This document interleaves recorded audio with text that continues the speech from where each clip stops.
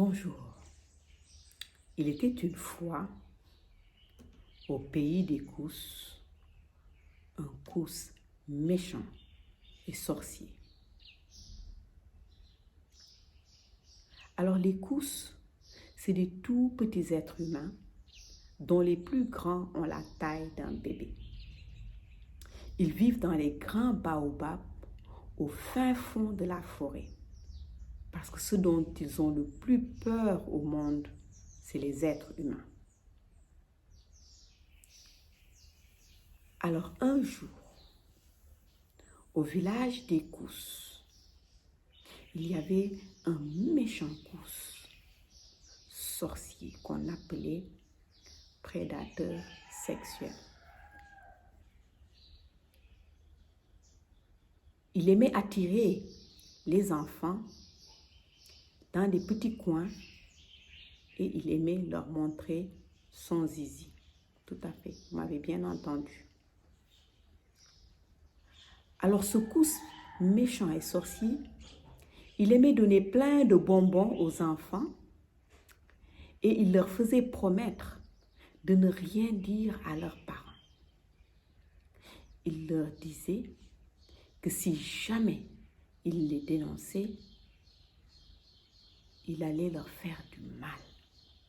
Il leur disait, je suis sorcier. Si jamais vous racontez, ce sera la fin pour vous et pour tous vos amis. Un jour, il y eut une grande fête au pays des Kousses. Les enfants jouaient sur la grande place du village, les parents bavardaient, il y avait à manger, il y avait de la musique. Tout le monde semblait bien s'amuser. Et le Kousse sorcier invita Badia dans un coin, derrière une tente. Badia, c'est une petite fille au pays des Kousses. Elle avait des cheveux bien ébouriffés, un afro sympa, mais elle était surtout connue au pays des Kousses parce qu'on disait qu'elle était très têtue. Et surtout, bien qu'elle soit très petite, elle avait une très grosse voix.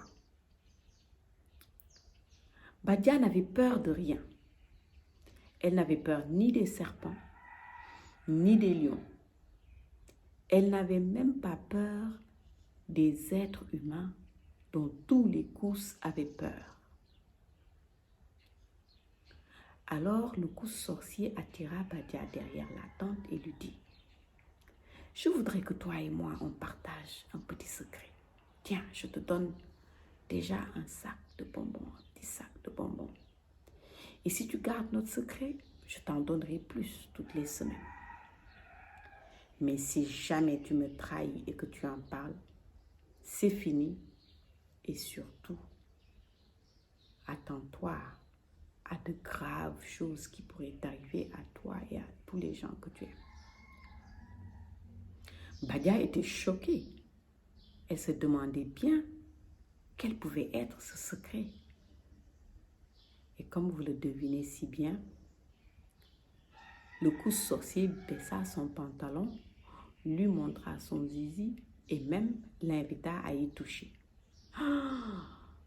Badia cria très très fort et appela au secours sa mère, son père, ses voisins, sa maîtresse, tous les gens dont elle pouvait se rappeler le nom, tous les gens qu'elle aimait, des adultes à qui elle pouvait penser. Elle leur dit, venez, venez vite, venez voir, le Kousse sorcier me montre son zizi. Les gens accoururent. Et tout le monde demande, mais qu'est-ce qui se passe? Qu'est-ce qui se passe? Et le Kousse sorcier, très rapidement, essaya de nier et dit, vous connaissez cette fille? C'est une têtue, une impolie. Elle m'a insultée. En plus, c'est pas vrai ce qu'elle raconte. Et Badia continua à crier.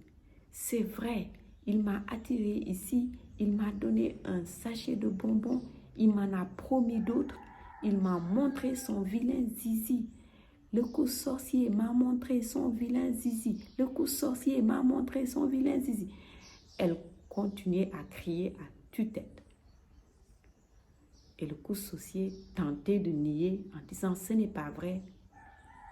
Mais une autre enfant s'avança et dit c'est vrai. Il me l'a montré aussi. Et un autre petit s'avança et dit c'est vrai.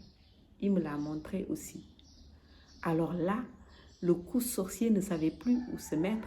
Il tenta de s'enfuir, mais il fut vite rattrapé et ligoté. Certains parents étaient tellement fâchés qu'ils étaient prêts à le bastonner sur place. Appelez la police. Le coup sorcier commença à crier. Non, pardon, je vous en prie, non, je vous en prie, laissez-moi, je ne le referai plus. Tout le conseil des cousses se réunit et dit, voilà, c'est fini. Cousse sorcier doit être envoyé sur une autre planète où il n'y a pas d'enfants. Ce sera ça, sa punition. Il ne verra plus les enfants. Fële lépp jugee tàbbi géej ku ko njëkk fóon tàbbi àjjana.